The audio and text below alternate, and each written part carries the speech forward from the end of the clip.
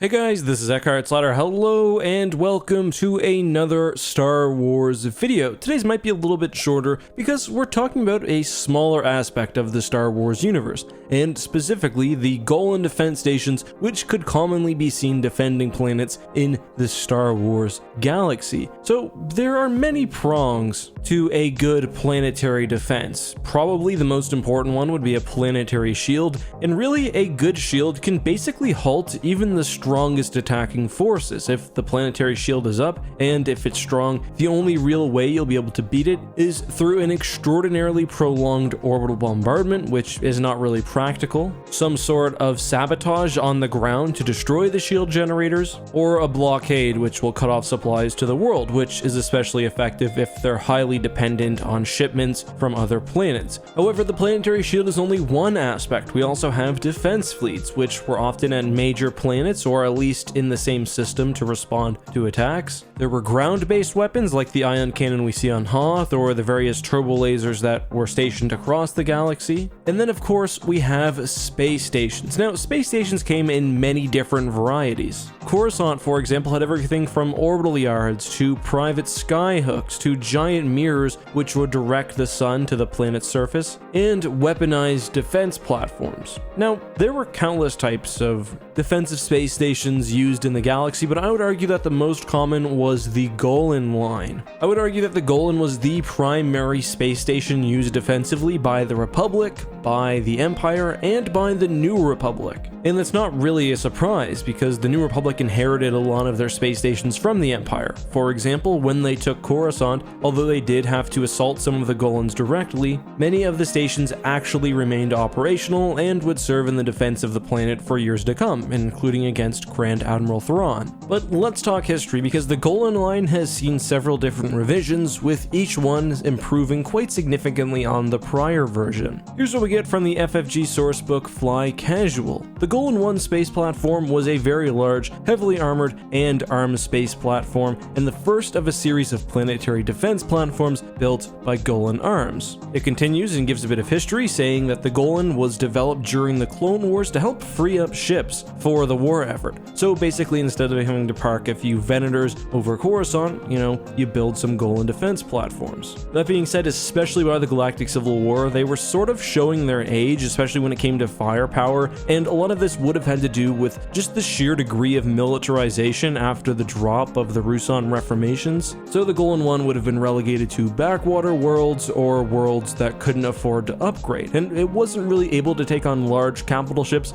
but still could have taken on pirates or even some smaller cruisers. Golans, however, were not only present around planets, but also sat within hyperspace lanes, sort of as checkpoints. Aside from 14 port and starboard turbo lasers, 3 dorsal and 3 ventral torpedo launchers, and a series of tractor beam, the Golan 1 also held 2 squadrons of TIE fighters. The Golan 1 wasn't very prominent in the post-Endor period, at least as I said on important worlds. However, the Golan 2, which of course was next in line, was still active. We see, for example, in Heir to the Empire that, although Coruscant had upgraded to Golan 3s, important shipyards like the one at Bilbringi were still simply relying on Golan 2s. The Last Command sourcebook says specifically that the Golan 2 is meant for repelling starfighter and light capital combat starship assaults, and has not only been significantly upgunned and upsized from the original design, but also has more efficient power generators and thus greater shield power. It has in total 35 turbo laser batteries, 10 proton torpedo launchers, and a massive upgrade of 8 tractor beam emplacements. Additionally, even if the shield has been breached, it can absorb a lot of damage because of its compact and cross-beam design. The Starships of the Galaxy sourcebook gives a really good explanation for how the Golan class was developed and how the space stations were used across the galaxy. As we mentioned, the Golan 1 was developed during the days of the Republic and was very common. However, when the extra firepower was needed to face off against increasingly powerful ships, the Golan 2 was made, and it says by the Battle of Endor they were considered to be commonplace. However, this brings us to the next station in line, the Golan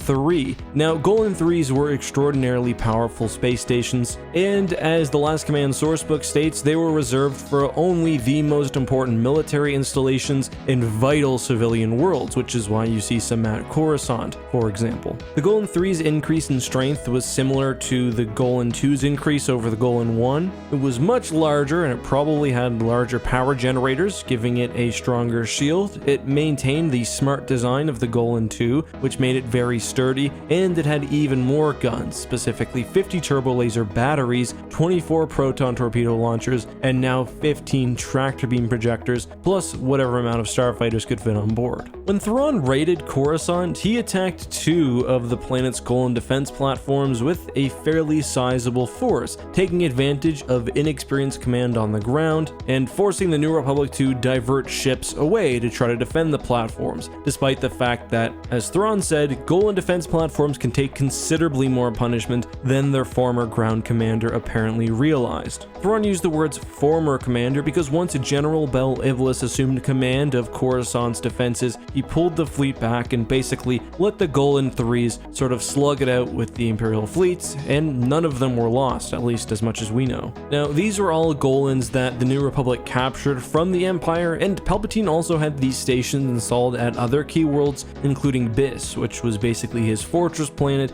and arguably to him, the most important planet in the entire galaxy, which really speaks to the power of these stations. Golan 3s are often described as not much more powerful than Imperial Star Destroyers, but it seems like they are much sturdier. This makes them great for planetary defense duties because if you're on a planet that has a Golan platform, there's probably also a fleet in range, and a shield, and a ground-based cannon. So as long as the stations can survive long enough to hold off an attacker, they are really contributing overall to a planet's defense, if that makes sense. Golan 3s would continue to see use throughout the end of the Galactic Civil War, the Yuuzhan Vong War, and beyond. They were even used, for example, to contain the Death Seed, which was a really nasty disease that took a hold on Nom Chorios after the death of Palpatine. The Golan line would continue production, and by the Legacy era there was a Golan 8 space station, indicating that there had been several models, of course, since the Golan 3. One interesting thing about the Golan 8 was that it actually had a hyperdrive